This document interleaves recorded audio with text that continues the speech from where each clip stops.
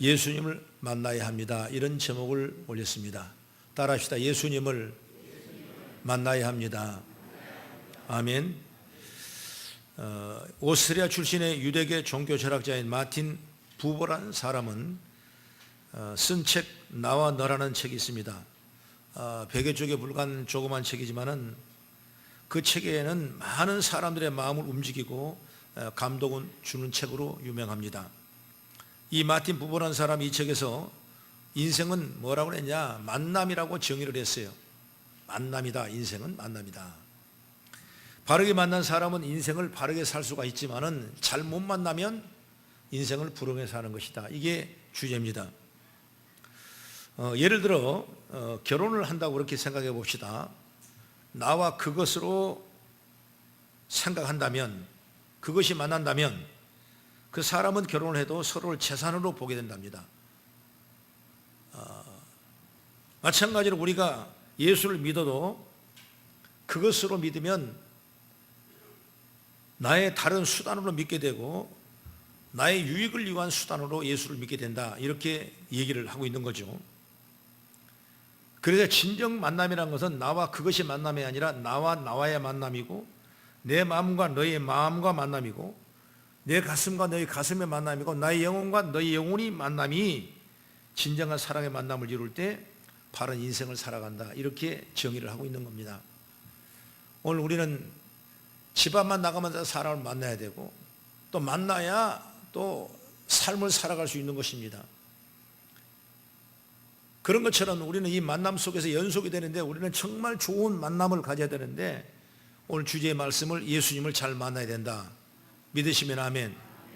오늘 여러분 예수 믿어서 감사하고, 정말 예수를 만나 구원받으니까 너무나 또 감사하고, 예수님과 우리가 임마누엘을 통해 주시니까 너무나 감사하고, 영원한 천국을 예비하니까 너무나 감사한 거예요. 그래서 이렇게 감사의 만남이 바로 예수의 만남인 줄 믿으시기 바랍니다. 그런 의미에서 사도 바울을 보면, 사도 바울이 사울일 때 그런 예수님을 어떻게 생각했냐? 바로 모세를 부정한 사람이 예수고, 율법을 파기한 사람이 예수고, 많은 사람에게 밀란을 일으키는 사람이 바로 예수고, 유대교를 망가뜨리는 사람이 바로 예수라. 이렇게 생각했어요. 그래서 그는 예수 믿는 사람을 끊임없이 핍박하고 죽이러 다니는 사람이 누구냐? 바로 사울이었거든요. 그날도 다메스 도상으로 지나가다가 핍박하러 지나가는 그 도상에서 하늘의 빛이 번쩍하더니 바로 사울아 사울아, 그런 음성이 들리니까 당신은 누구십니까? 물어보니까 나는 너가 핍박하는 예수라, 이렇게 말한 겁니다.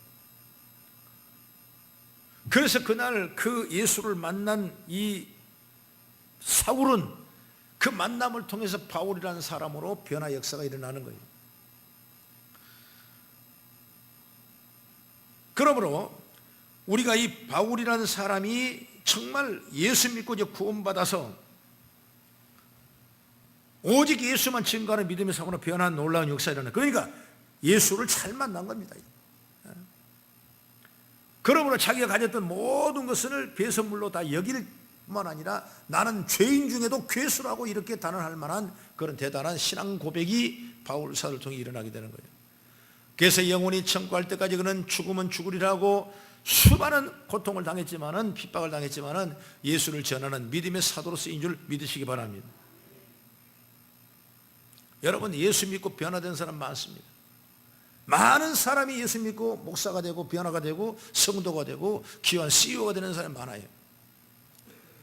제 친구를 하나 소개하면, 고등학교 친구인데 그 친구는 아버지가 없어요.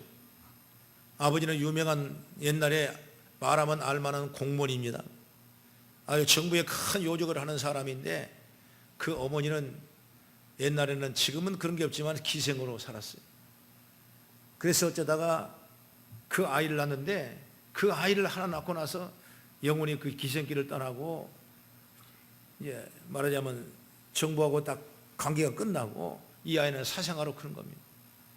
제가 같이 고등학교 다닐 때도 보면 그런 평생 연희동 뒤에 쪽방에서 정말 가난하게, 어머니는 편안한 구멍가게를 하면서 남은 여생을 아들 하나를 보고 살아가는 거예요.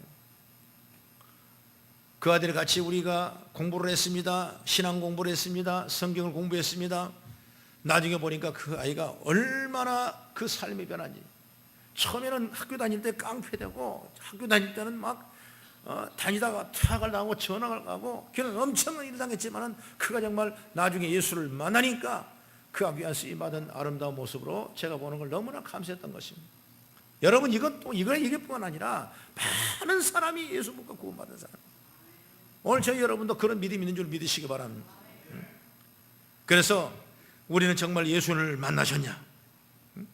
여러분, 예수를 만나셨습니까? 이렇게 질문하면 여러분 불쾌할 수 있어요. 그러나 그 불쾌하지만 그 말을 여러분 들어야 돼요. 뻔한 질문을 왜 하냐고 말할 수도 있겠지만, 그러나 그 질문을 여러분 받아들여야 돼요. 예수 믿어야 구원받고, 예수 믿어야 천국 가고, 예수 믿어야 하늘문이 열린 줄 믿으시기 바랍니다. 세상에서는 버려진 것 같지만 우리가 예수 믿은 사람은 능력이 있는 거예요. 하나님의 도구로 쓰임 받는 거예요. 그래서 우리가 귀한 자리에, 오늘 이 자리에 오신 줄 믿으시기 바랍니다. 그럼에도 우리는 이 질문을 계속해야 돼요. 많은 사람들은 교회를 다니며 자신을 예수 만난 사람이라고 생각합니다. 그런데 그것이 착각일 수도 있는 겁니다. 다른 사람이 예수를 만났다고 하니까 나도 만난 것처럼 생각할 수가 있는 거예요.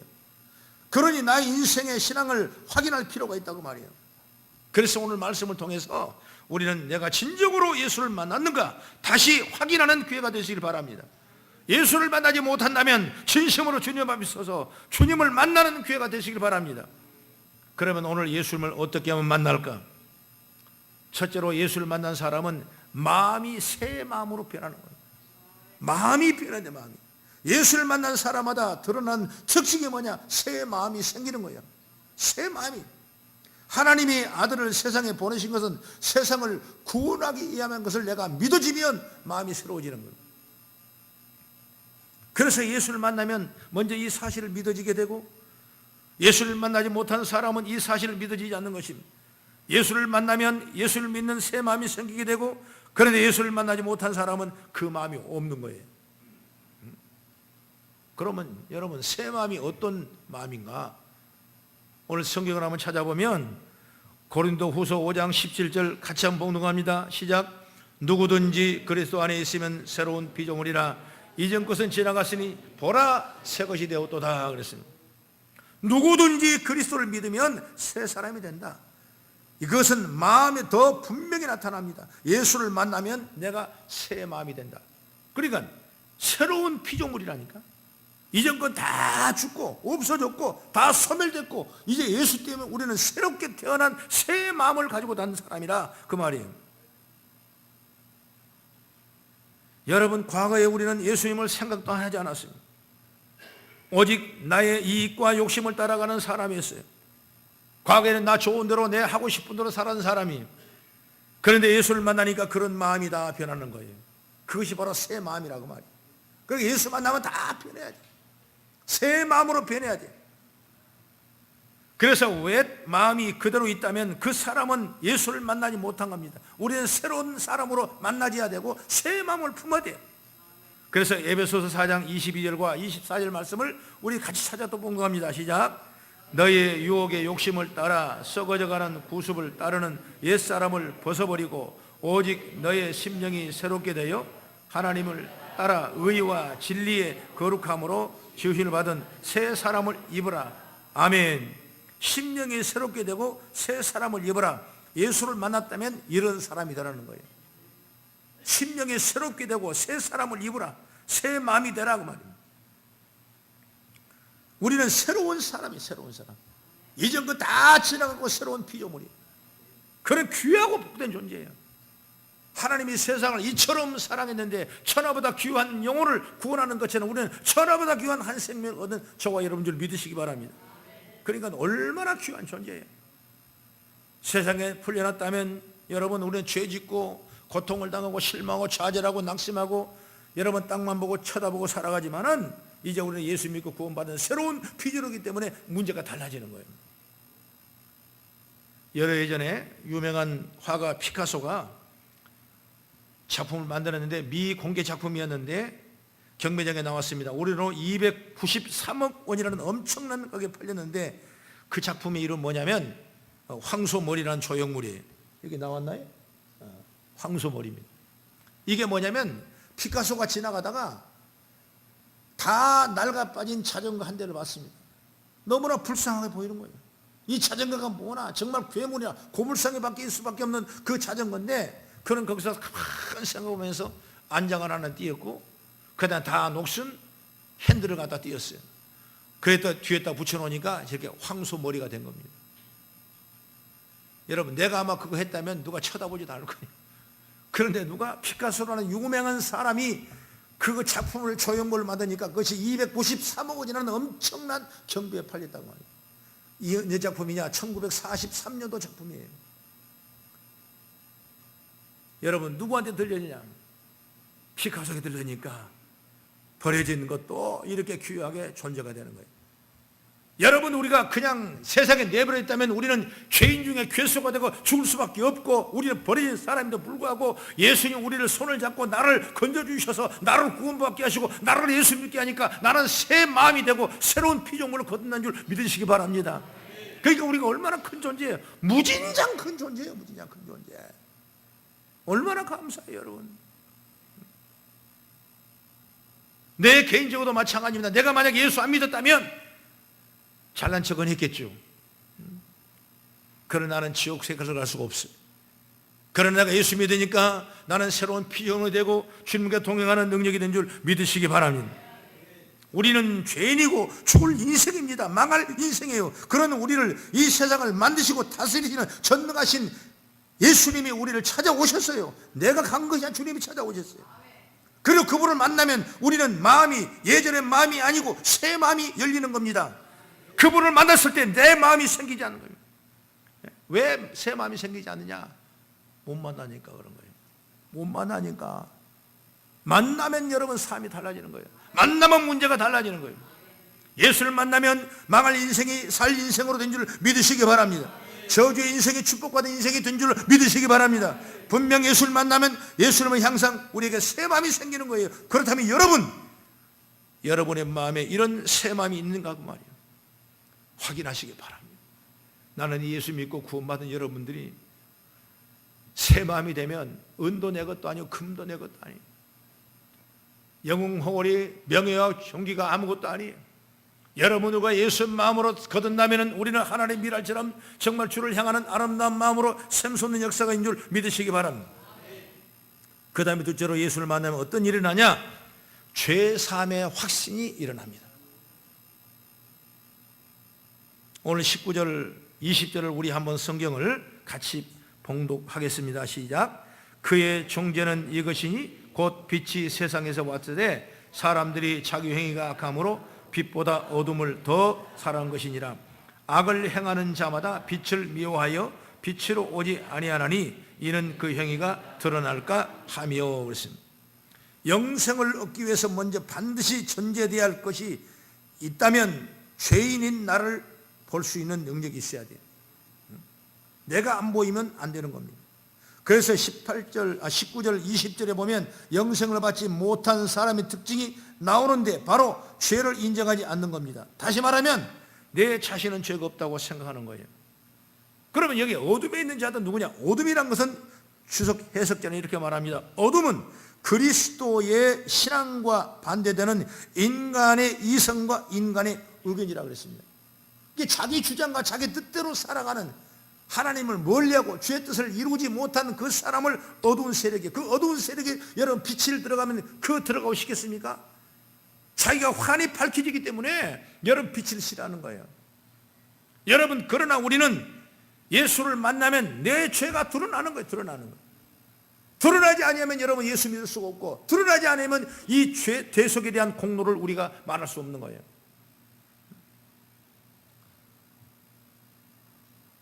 다른 사람에게 물어보십시오. 내가 죄가 없는 의로운 사람인가?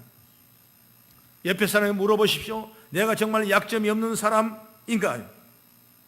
아마 옆 사람은 절대로 그렇게 아닐걸요? 이렇게 생각할 거예요. 만약 예수님 옆에서 보신다면 얼마나 기가 막히겠습니까? 사람은 자기가 자기를 보지 못하니 죄가 없다고 하는 겁니다. 그래서 의롭다 그렇게 말을 하는 거예요. 그러나 예수님을 만난 순간 그 모든 것이 다 사라집니다. 내가 얼마나 악한 죄인인가, 얼마나 연약하냐가, 얼마나 별 볼 일 없는 삶가, 여러분 이런 일에 순간순간 우리가 생각나는 거예요. 그래서 주님을 만나면 어떤 고백이, 나는 죄인입니다 고백이 나오는 거예요. 사도 바울이 정말 자기가 가졌던 모든 것을 배설물로 여겨버리고, 그리고 나는 죄인 중에 괴수라고 이렇게 분명히 선언하고 주의 복음을 증거하고 예수를 위해 살아가는 엄청난 사람으로 변한 역사가 어디서 나오냐? 내가 그동안 했던 일이 죄라는 것을 알기 때문에 그 역사가 일어나는 거예요. 그러니까 우리가 그걸 알아야 돼요. 죄가 없던 사람 무서운 사람입니다. 나는 죄가 없다고 하는 사람은 아주 대단한 사람이에요. 여러분, 누가 축복받은 사람이냐, 누가 의인이냐, 누가 하늘의 권세를 가질 사람이냐? 내가 죄인이라고 고백하는 그 사람이 바로 믿음의 사람이고 예수를 받아들이는 사람인 줄 믿으시기 바랍니다. 베드로도 그렇지 않습니까? 예수님을 따라갔을 때 제일 첫 번째 제자가 베드로예요. 얼마나 열심히 했습니까? 그러나 자기를 위해 주장했습니다. 다른 사람 제자보다 더 앞서가려고 그랬습니다. 다른 제자보다 더 힘있게 해보려고 노력했습니다. 자기 의를 주장했습니다. 그랬을 때 자기는 예수만 따라다녀봤지 그가 죄인인 줄 몰랐어요. 그러나 부활의 주님을 만나고 나서 말씀을 듣고 나니까 베드로 고백합니다. 나는 죄인입니다. 주님, 내 곁에 떠나가십시오. 내가 죄인이 어떻게 주님을 만납니까? 드디어 자기 모습의 죄를 발견하게 되고 정말 주의 복음의 사자로 귀한 쓰임많은 능력이 된 줄 믿으시기 바랍니다. 그래서 그 죄인이라는 것을 내가 알아야 돼. 내가 알아야. 그걸 고백할 수 있어야 돼. 마태복음 19장 16절의 말씀 보면 자기는 의롭다는 부자 청년이 예수님 앞에 나와서 물어봅니다. 어떤 일을 해야 선한 사람이 됩니까? 자꾸 선한 얘기를 하니까. 그러니까 예수님께서는 계명을 지키면 선한 사람이 된다 그랬어요. 그 계명이 뭔데요? 그러니까 내 부모를 공경하라, 도덕질하지 말라, 간음하지 말라, 이웃을 탐하지 말라, 이웃을 거짓 증거하지 말라. 이걸 계명을 지키면 내가 선한 사람이라 그랬습니다. 본인 자신이 지켰을 때 다 지킨 것 같아요. 그러니까 나는 그 제목을 다 지켜봤습니다. 다 해봤습니다. 그러니까 그러면 내게 가지고 있는 그 재산을 팔아서 이웃에게 좀 나눠줘봐라 그럽니다. 그러니까 그 청년은 그때야 마음에 근심이 생겨서 예수님을 더 이상 만나지를 못하고 재물을 남에게 주지 못하고 떠나가 버리는 그런 역사가 마태복음 16장 이하의 말씀을 통해서 우리에게 보여주고 있는 것, 19장 말을 통해서 보여주고 있는 것입니다. 여러분, 이 사실을 우리가 안다면 주님을 붙잡는 거예요. 할렐루야. 모르니까 근심하고 떠나버리는 거예요. 나를 죄의 대신 지시고 나를 위해 피 흘리시고 나를 위해 십자가를 지신 그 주님을 생각하면 내게 아무것도 아니에요. 정말 그 피가 내 죄였고 그 죽음이 나의 죽음인 줄 깨닫게 됩니다. 그리고 그때부터 사죄의 확신이 생기게 되고 죄 용서를 받으면 확신이 생기게 되고 또한 가슴에는 예수피 흐르게 되고 그 눈에는 예수의 십자가만 보이는 줄 믿으시기 바랍니다. 나는 이런 경험을 다 갖자고 말이야. 우리 성도들 그런 경험을 가지세요. 여러분이 그런 경험이 있냐? 그런 십자가가 무엇입니까? 여러분, 당신에게 예수의 피가 뭡니까? 십자가가 어떤 겁니까? 예수 십자가의 고통이 나를 대신한 고통이었고 그 피가 나를 위한 피였고 그 죽음이 나를 위한 죽음이라는 사실을 깨달으라 그 말이에요. 그래서 내가 정말 죄 용서를 받고 영생을 얻다는 사실을 믿어져야 한다고 말이에요. 이것이 있어야 내가 예수를 만난 사람인 줄 믿으시기 바랍니다. 그래서 예수를 만나라고 여러분 발버둥 쳐야 돼요. 예수를 만나면 이런 은혜의 경험을 하게 됩니다. 죄사함의 경험을 하게 됩니다. 그런 주님을 만날 수 있도록 예배를 통하고 여러분 기도를 통하고 말씀을 통해서 간절한 마음으로 은혜를 사모하는 역사가 있기를 주의 이름으로 축원합니다. 그래서 만나는 역사가 있어요. 그 다음에 마지막으로 세 번째, 예수를 만나면 천국의 확신을 가집니다. 하나님이 정말 이처럼 사랑하사 독생자를 우리에게 주셨으니 이를 믿는 자는 멸망치 않고 영생을 얻게 하리라고 오늘 말씀하셨는데, 이 말씀은 예수 믿는 사람에게는 영생이 있다는 말씀이잖아요. 오늘 본문의 말씀 가장 중심 말씀이 우리가 영원히 사는 곳, 그곳은 궁극적인 천국이라는 걸 있다는 겁니다. 천국이 있다면 여러분 지옥이 있다는 거죠. 그러니까 천국과 지옥은 분명히 우리 영계에 존재하고 있는 것입니다. 예수를 믿는 사람마다 영생을 확신하니까, 천국에 들어갈 확신하니까 여러분 이 생각을 우리가 가질 수 있어야 돼요. 이걸 모르면 안 됩니다. 신앙생활을 할 수 없어요. 이걸 모르면 주님이 귀한지를 몰라요. 이걸 모르면 내 죄사함의 이 엄청난 축복의 통로인지를 모르는 거예요. 그래서 우리가 천국과 지옥을 분명히 아는 죄가 열리기 바랍니다. 제가 신학을 좀 늦게 했잖아요. 다른 사람들은 다 이미 신학교 나와서 전도사하고 목사할 때 저는 그때야 신학교를 미션학교를 나온데도 불구하고 신학교를 그때 다시 이제 일반 대학을 청산하고 신학교를 가게 되는데, 그래서 늦게 부름을 받아가지고 신학을 하니까 여러분 얼마나 힘들겠어요. 내가 그동안 해왔던 세상적인 일을 다 내버려둬야 되고 신학을 이제 내일 학교로 갑니다. 내일 학교가. 그래서 제 집사람이 까만 가방을 하나 사줘가지고 전사님은 이런 가방을 드려야 어울린다고 까만 가방. 가방에다가 뭘 그냥 성경 전화를 딱 들고 나는 그걸 머리맡에 딱 올려놓고 내일 이제 신학교 가려고 드디어 신학. 얼마나 마음이 힘들겠어요. 이걸 내가 가야 되냐 말아야 되냐. 나는 세상에 더 할 일이 많은데 이걸 다 버려두고 다 떠나야 되는 그 생각을 하니까 참 잠이 안 오고 때는 가방을 보니까 눈물이 나더라고. 그래서 제 집사람이 그러더라고. 가방을 주면서 당신 이거 가지고 공부 많이 해서 우리를 먹여 살리든지 가정을 살리든지 알아서 하라고. 그렇게 하니까 너 그냥 기가 막힌 거야. 모든 걸 버려야 된다는 걸 생각하니까 너무나 마음이 아픈 거야. 애정하는 게 애정이 많은데 그걸 다 떠나야 되니까. 그 어떻게 또 그것이 나의 최고의 축복인 줄 알고 또 다 버리고 가야 되는데. 근데 그날 저녁에 꿈을 꿨어요. 근데 우리 할머니가 꿈에 나타나시더라고. 우리 할머니가 나를 무진장 이뻐했습니다. 왜 그러냐면 우리 아버지를 할머니가 낳았을 때 그 할아버지는 일본 가서 계시기 때문에, 그리고 돌아가셔 버려가지고 우리 아버지는 할아버지를 못 보고 태어나신 분이 우리 아버지예요. 그런데 그 아버지가 결혼해서 나를 낳았는데 우리 할머니가 볼 때는 너무나 할아버지와 똑같이 생긴 거예요. 커갈수록 키꼴도 그렇고 먹는 것도 그렇고 노는 것도 그렇고, 어떤 게 할머니가 어릴 때 그 남편을 잃어버렸는데 그 남편이 너무 똑같은 거예요. 할아버지 송주성이라는 할아버지인데, 그러니까 나를 얼마나 이쁘게 했어요. 남만 보면 달달달 얻고 다니는 거예요. 우리 할머니는 좀 보살. 그래서 막 절에 가서 나를 갖다 밥을 먹이고 막 그냥 그렇게 다 돌아다니고, 나만 보면 그냥. 그래서 서울에서 학교 다니다가 방학 때 내려오면 우리 할머니는 나 주려고 말이에요. 배력을 다 모아놔요. 어떨 때는 고구마가 있으면 그냥 나를 먹이려고 그냥 꼴마를 써도 고구마를 그냥 껍데기 다 벗겨진 걸 그냥 나한테 먹이려고. 나는 징그러서 먹을 수 없고 껍데기 벗겨진 고구마를 못 먹겠더라고. 그런데 할머니가 돌아가셨대. 그래서 고등학교 2학년 때 전보를 받고 하루 후에 전보 받고 돌아갔더니 이미 염이 끝나야 되는데 나 때문에 가족들이 염을 못하는 거예요. 그래서 내가 마지막 염을 하고 마치고 작년이 이르고, 그리고 한 번도 할머니의 꿈을 꿔보지 않았어요. 그런데 수십 년 지나가지고 내가 신학교 가려고 하니까 그날 저녁에 꿈이 꾸는 거예요. 근데 어떻게 하냐면 할머니가 저기서 그 중두를 입은 옷 같은 거 있잖아요. 회색 같은 거 있잖아요. 그걸 다 입고 나한테 오는 거예요. 나한테 조복조복 오는 거예요. 반갑게 막 오는 거예요. 그게 나는 얼마나 감사해요. 평생 한 번도 보지 못한 할머니, 한 번도 생각지 못한 할머니, 꿈인가 생신가 난 그것도 모르겠어요. 하여튼 그냥 좋아서 그냥 할머니 하고 나옵니다.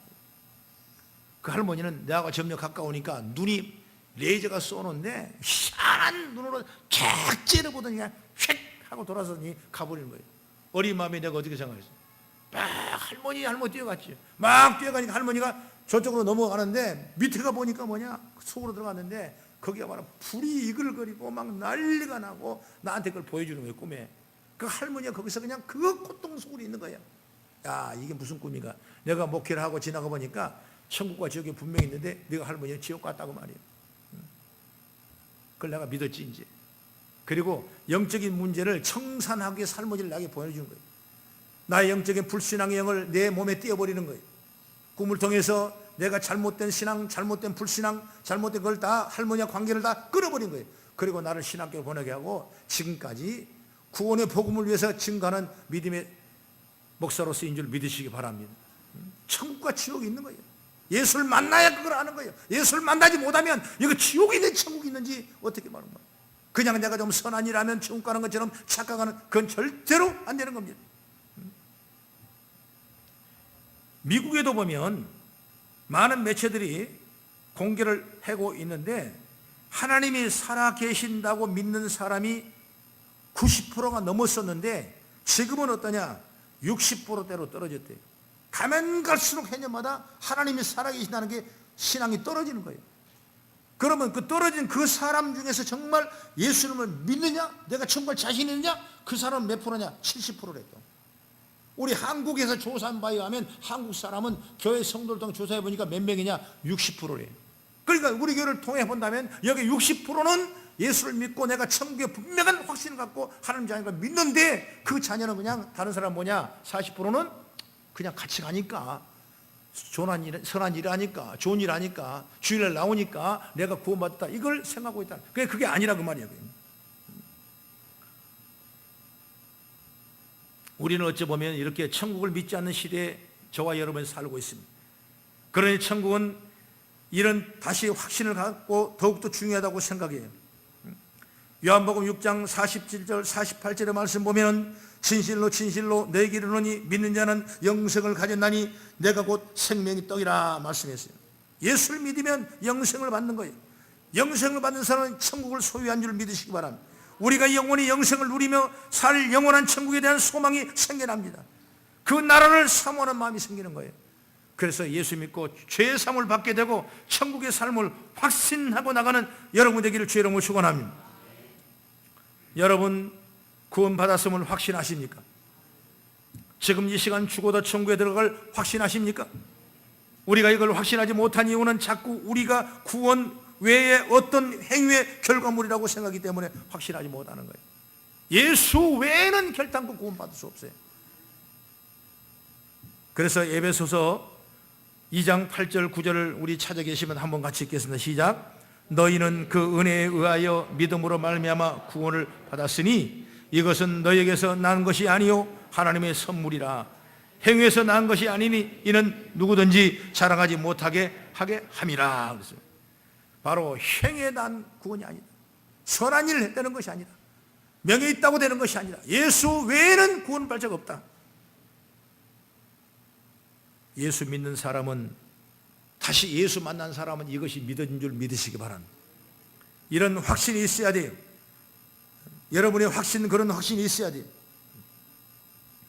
미국의 유명한 러셀 콘웰이라는 사람이 있습니다. 이 사람은 남북 전쟁을 통해 총상을 입게 되고 쓰러진 장교 한 명에 불과했어요. 의무병이 이 사람은 죽을 사람이라 하고 이미 방치해버렸는데 희한하게 그 사람이 살아났습니다. 기적적으로 회복하기 시작했고 치료를 받으면서 그가 예전에 건강한 상태로 회복됐습니다. 그런데 그 사람이 새로운 삶을 살게 된 동기가 있는데 자기가 어떻게 이렇게 살아났는가 아무리 생각해봐도 자기는 살아날 증거가 없는데 살아난 거예요. 곰곰이 생각해 보니까 옛날 과거를 생각해 보니까 알고 보니까 자기는 예수를 믿지 않냐고 예수 믿는 거 핍박했지만은 자기 가족 어머니 아버지 할머니 할아버지가 자기를 위해서 기도를 무진장 많이 했다는 것을 어여쁘이 그가 느끼게 되는 거예요. 그래서 내가 이렇게 살아난 것은 우리 부모님의 기도 덕분에 내가 살아났구나 이걸 생각하는 것입니다. 젊은 시절에 내가 극심하게 예수를 핍박했고 기독교를 싫어했는데 이 남자는 그 마음을 돌려서 예수를 믿으며 정말 새로운 삶을 살게 돼요. 그분이 러셀 콘이라는 사람이에요. 이 사람은 나중에 성공합니다. 템플 대학교를 세웁니다. 세계의 유명한 종합병을 세웁니다. 그리고 필라델피아의 침례교회라는 큰 교회를 세워서 하나님이 영광을 누리는 아름다운 모습으로 변화 역사가 일어난 걸 믿으시기 바랍니다. 예수를 만난 거듭난 삶의 비밀이 바로 하나님의 사랑을 깨닫고 우리가 감사한 마음으로 나간다면 이전과의 다른 삶을 살아간다는 사실을 우리는 깨달은 지혜가 열리기를 간절히 바랍니다.